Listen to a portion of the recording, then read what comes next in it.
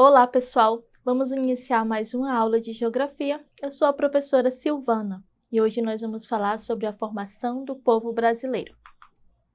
Bom, a população brasileira é bastante miscigenada. Isso ocorreu em razão da mistura de diversos grupos humanos que aconteceu no país. São inúmeras as raças que favoreceram a formação do povo brasileiro. Os principais grupos foram os povos indígenas, africanos, imigrantes europeus e asiáticos. E aí nós vamos iniciar falando dos povos indígenas, né, que foram o nosso principal povo, exatamente porque foram os nossos primeiros, os nossos povos nativos tão importantes, tanto para a formação do povo brasileiro, como para a nossa questão da formação econômica e territorial do Brasil. Então foram os povos muito importantes. Vamos iniciar falando deles.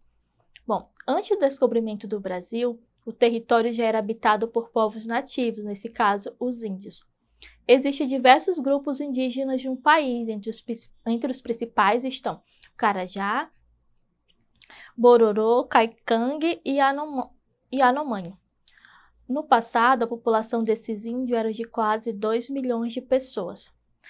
Quando nós falamos dos povos indígenas, é importante frisar algumas informações que quando os portugueses chegaram, os índios eles já se faziam presente no nosso território brasileiro. Era uma população de mais de 2 milhões de habitantes, e aí com o passar do tempo, com o processo de colonização, com o processo de descobrimento do Brasil, esses povos eles foram sendo destruídos exatamente por conta de conflitos que existiram, tanto entre os indígenas e os portugueses, quanto também outros colonizadores que aqui chegaram em nosso território. Povos africanos. O grupo humano que sofreu a migração involuntária, pois foram capturados e trazidos para o Brasil, especialmente entre os séculos 16 e 19. Nesse período, desembarcaram no Brasil milhões de negros africanos que vieram para o trabalho escravo. Então, outra população que foi muito importante para a formação do povo brasileiro foram exatamente os africanos. Os africanos eles foram muito importantes também para a questão da economia do Brasil, exatamente por conta da sua mão de obra escrava. E essa questão da mão de obra escrava, a gente vai ter consequências negativas para o povo negro até hoje, exatamente por conta do preconceito, exatamente por conta da mão de obra que é precária quando nós falamos de negros no Brasil. Atualmente, nós temos mais de 50% da população brasileira, ela é considerada negra ou parda. Mesmo com esse número sendo maior entre os negros e pardos, nós vamos ter também essa população vivendo em péssimas condições quando nós falamos de educação, quando nós falamos de trabalho, quando nós falamos de saúde. A população negra vai ser a que mais sofre dentro desse sistema,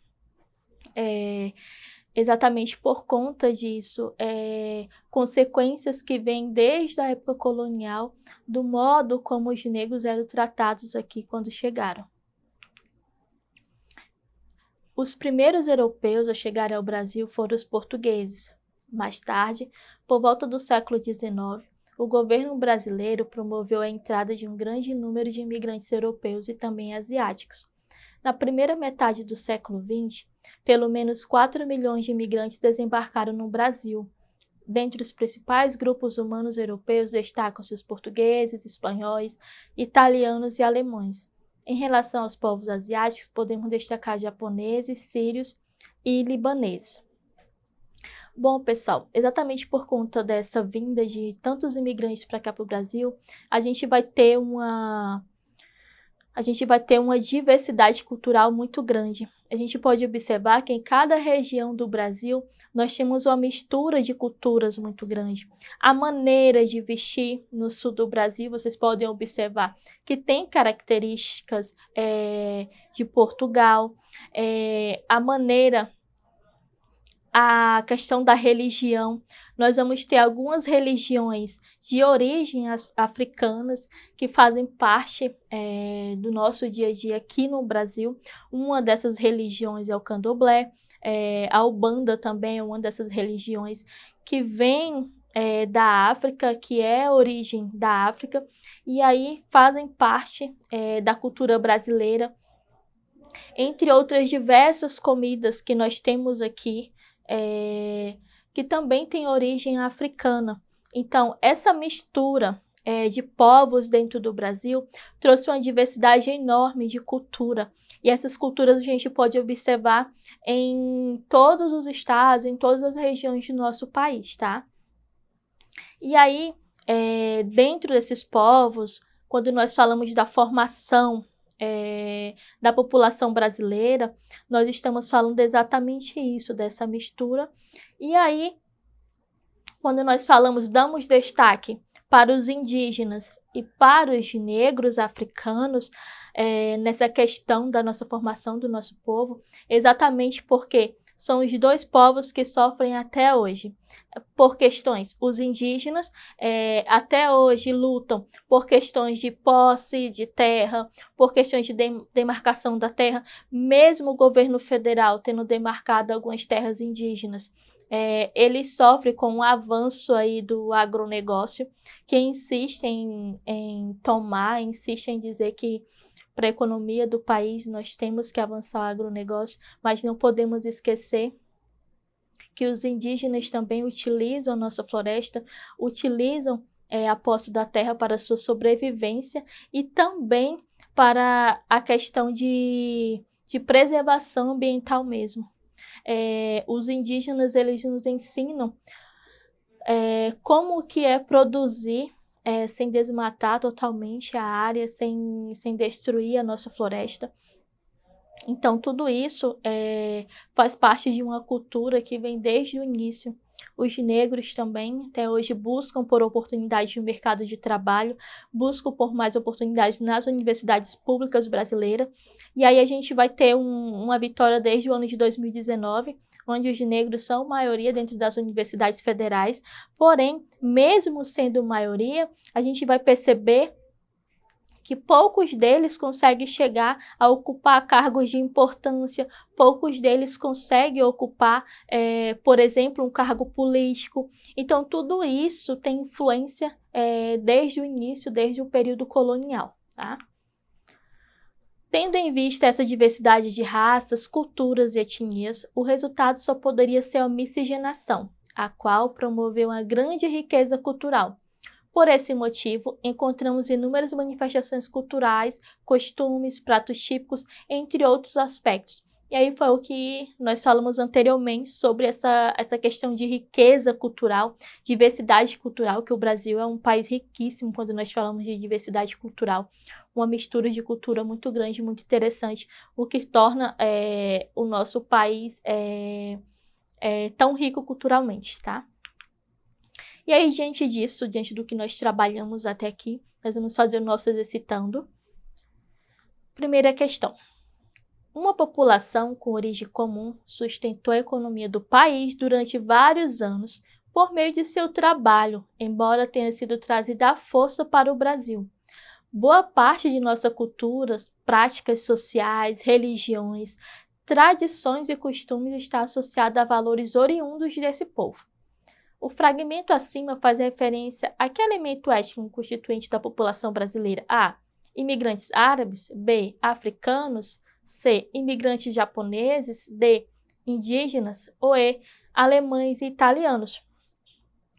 Quando nós falamos, pessoal, de um povo que foi trazido para o Brasil à força, digamos, uma imigração forçada, o único povo que teve essa característica foi os africanos, tá? Então, nossa resposta correta é a alternativa B.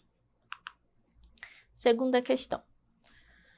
De acordo com Darcy Ribeiro, dois movimentos caminharam concomitantemente ao longo do processo de formação do povo brasileiro.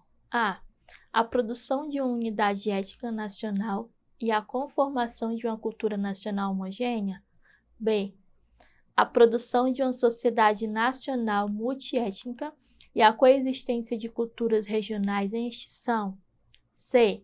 A produção de uma sociedade nacional multiétnica e a conformação de culturas regionais transplantadas de outros países. D.